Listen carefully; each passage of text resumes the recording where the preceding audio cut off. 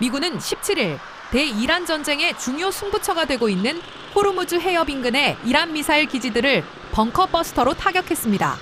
호르무즈 해협 선박 통행 정상화를 위해 동맹국 등의 군함 파견을 요청했던 도널드 트럼프 미국 대통령이 각국의 거절 또는 신중한 반응에 실망감을 표하며 지원인이 필요 없다고 선언한 날, 미군이 이란의 호르무즈 주변 전력 무력화에 나선 양상입니다.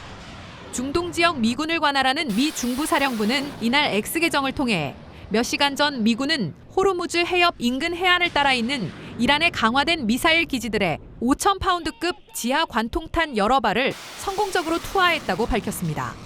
해당 기지들에 배치된 이란의 대함 순항 미사일은 호르무즈 해협을 오가는 국제 선박들의 위협이 되고 있었다고 중부사령부는 설명했습니다.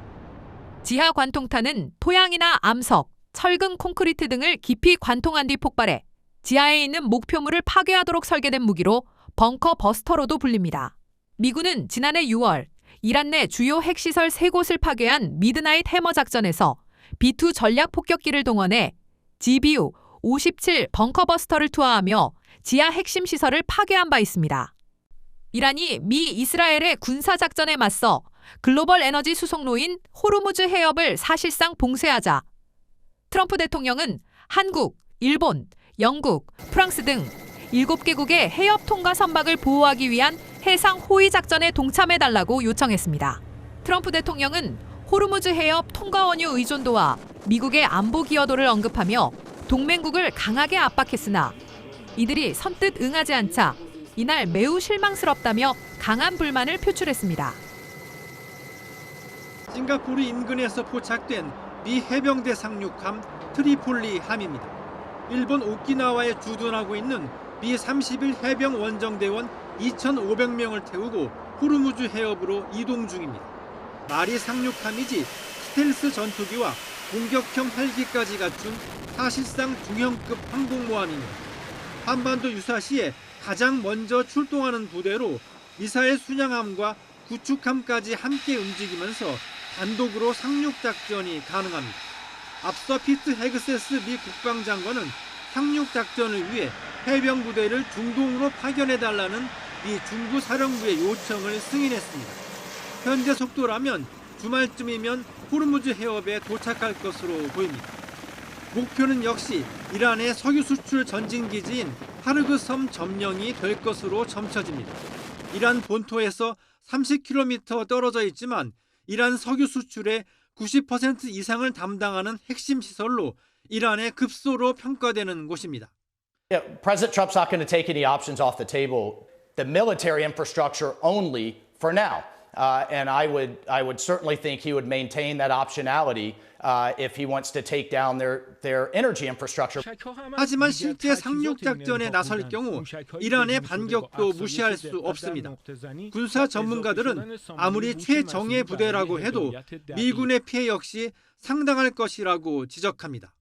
In Iran, because the Iranian regime has told Sky News, if you put boots on the ground in Iran, it will be another Vietnam. Are you afraid of that? No, I'm really not afraid of anything. 큰 소리는 쳤지만 궁지에 몰린 트럼프가 과연 미군의 대규모 피해를 감수하고서도 작전을 실행할 수 있을지가 이번 전쟁의 최대 변수로 떠올랐습니다. YTN 김선중입니다. 이란이 전쟁 상황을 빌미로 내부 단속을 강화하며 민중봉기 차단에 주력하고 있는 것으로 전해졌습니다. 유혈 진압으로 끝난 지난 1월의 반정부 시위에 이어 또다시 봉기가 발생할 경우 정권에 더 큰 위협이 될 수 있다는 판단이 작용한 것으로 분석됩니다. 17일 영국 일간 더 타임스에 따르면 지난 2주 동안 많은 이란인이 위협적인 문자 메시지를 받았습니다. 온라인에 전쟁 이야기를 올리지 말라거나 거리에서 시위를 해서는 안 된다는 내용으로 반란 혐의가 있을 시 국가가 신속하게 조치할 것이라는 위협이 담겨 있었습니다. 수도 테헤란과 주변 지역에서는 바시즈 민병대가 검문소를 세워 차량을 수색하고 주민들의 휴대전화를 검사하는 일도 빈번하게 벌어지고 있습니다. 일부 지역에서는 가택 수색까지 벌여 주민을 체포하는 것으로 전해졌습니다. 바시즈 민병대는 이란 혁명수비대의 통제를 받는 준군 사조직으로 지난 1월 경제난으로 촉발된 이란 반정부 시위 때 투입돼 시위대를 유혈 진압한 바 있습니다. 이틀 전 이란 경찰은 적과 정보를 공유한 혐의로 500명을 체포했다고 발표했는데 반역 혐의자 색출 소식도 계속 전해지고 있습니다. 로이터 통신 등에 따르면 이란 혁명수비대 정보기구는 이날 이란 남부에서 미국 이스라엘 협력자 55명을 체포했다고 발표했습니다. 더 타임스는 당국의 스파이 색출 활동은 이란 내 모든 반대 의견은 외부 세력의 소행이라는 정권의 오랜 주장과 일맥상통한다면서 이는 봉기 가능성을 억압하기 위한 새로운 탄압의 일환이라고 진단했습니다. 파리에 본부를 둔 망명자 단체인 이란 국민저항협의회 부회장인 호세인 아베디니는 정권은 공포에 휩싸여 있으며 특히 저항 세력으로 의심되는 인사들을 집중적으로 단속하고 있다며 최근 몇 주간 2,000명 이상의 회원이 사망하거나 체포됐다고 말했습니다. 영국 국가안보보좌관은 이란이 미국과의 마지막 핵회담에서 전쟁 위기를 막을 만큼 충분한 제안을 한 것으로 판단했었다고 가디언이 단독 보도했습니다. 조켄트 미국 국가대테러센터 국장이 이란의 즉각적인 위협은 없었고 전쟁을 시작한 것은 이스라엘과 그들의 강력한 미국 내 로비 단체 때문이었다고 양심 선언하며 사임한 가운데 나온 것으로 미국의 이란 침공 명분에 더욱 의구심을 키웁니다. 가디언에 따르면 조너선 파월 영국 안보보좌관은 지난달 26일 스위스 제네바에서 열린 미 이란 3차 간접 핵 협상에 참여했으며 당시 이란의 제안이 놀라운 수준이라고 평가했다고 소식통들은 전했습니다. 소식통은 파월은 합의가 가능하다고 믿었다며 다만 유엔의 핵사찰 문제 등에서 이란의 입장이 완전히 정리되지는 않은 상태였다고 말했습니다. 당시 참가자들은 3월 2일 오스트리아 빈에서 기술적인 협상을 이어가기로 합의했고 협상을 중재한 오만도 창의적이고 긍정적인 아이디어들이 오갔고 전례 없는 개방성을 보였다고 밝혔습니다. 그러나 미국과 이스라엘은 약속을 깨고 3차 협상 이틀 만인 2월 28일 이란을 합동 공습했고 추가 회담은 열리지 않았습니다. 중재자로 오랜 경험을 가진 파월 보좌관은 오만 대사 관저에서 자문 역할을 했는데 미국 측 대표단인 도널드 트럼프 대통령의 사위 제러드 쿠슈너와 특사 스티브 위코프가 협상을 주도한 데 대한 전문성 우려를 반영한 행보로 보인다고 가디언은 해석했습니다. 쿠슈너와 위코프는 기술적 전문성을 보완하기 위해 라파엘 그로시 국제원자력기구 IAEA 사무총장을 합류시켰는데 이후 핵 전문가들은 위코프의 이란 핵 프로그램 관련 발언들이 기초적인 오류로 가득 차 있었다고 지적했습니다. 제네바 회담 내용을 보고받은 한 전직 관리는 미국 측은 기술팀을 대동하지 않고 그로시 사무총장에게 의존했지만 그것은 그의 본래 역할이 아니었다며 그래서 파월이 직접 팀을 꾸려간 것이라고 설명했습니다. 이어 영국팀은 이란이 내놓은 제안에 놀랐다. 최종 합의는 아니었지만 진전이 있었고 이란의 마지막 카드도 아니었을 것이라고 덧붙였습니다. 영국 정부가 미국의 이란 공격을 지지하는 데 주저했던 배경에는 파월 보좌관의 이러한 현장 판단이 작용한 것으로 분석됩니다. 실제 영국은 유럽에 대한 이란의 미사일 위협이나 핵무기 확보가 임박했다는 증거를 찾지 못한 것으로 알려졌습니다. 이에 따라 영국은 외교적 해법이 여전히 가능하다고 평가했고 미국의 공격을 시기상조이자 불법으로 간주한 것이라고 가디언은 설명했습니다.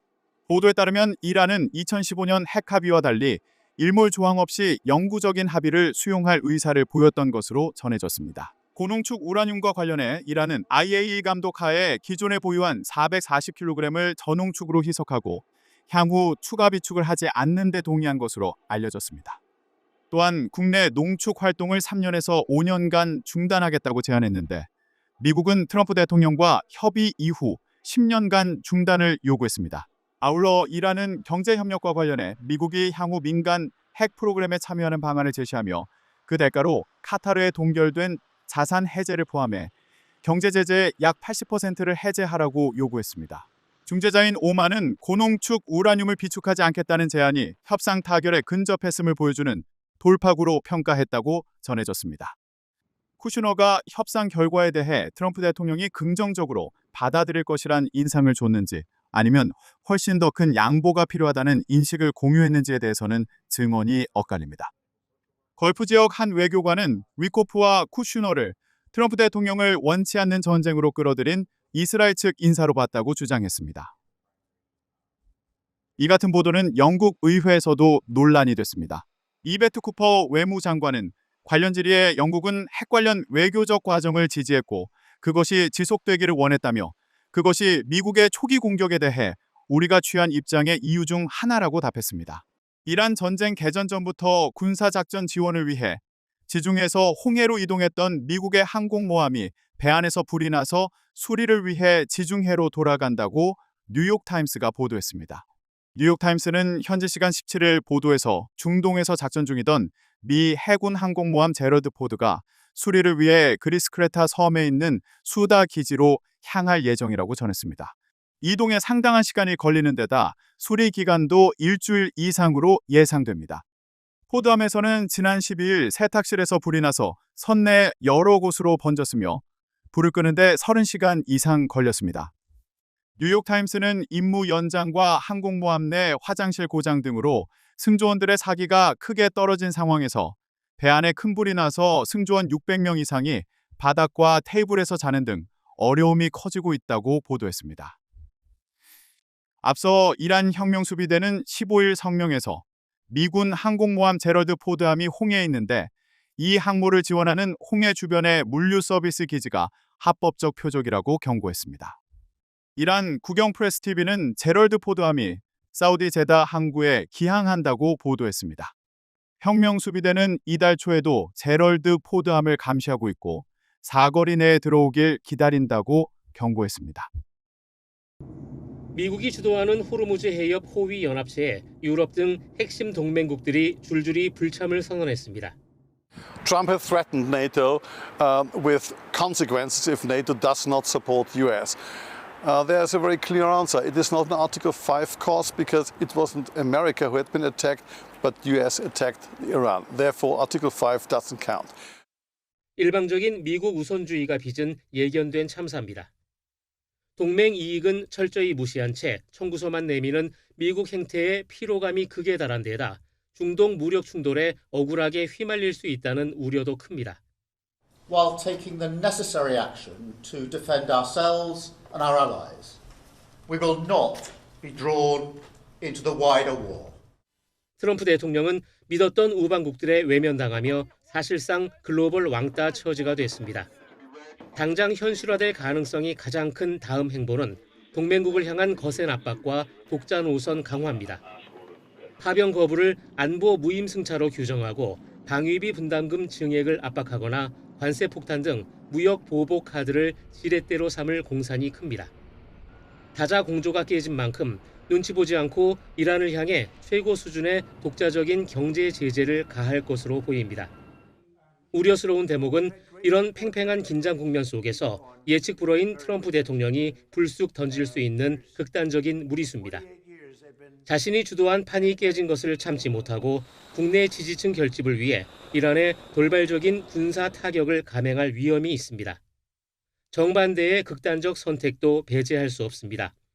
시리아 철군 때처럼 중동 주둔 미군의 기습적인 감축이나 철수를 선언해 글로벌 안보에 큰 구멍을 낼 수도 있습니다.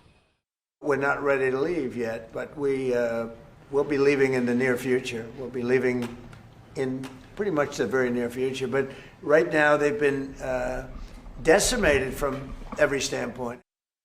미국 우선주의가 부른 동맹의 균열과 트럼프 대통령의 럭비공 같은 행보가 맞물리면서 전 세계 안보와 경제 지형에 짙은 먹구름이 끼고 있습니다. YTN 권영입니다.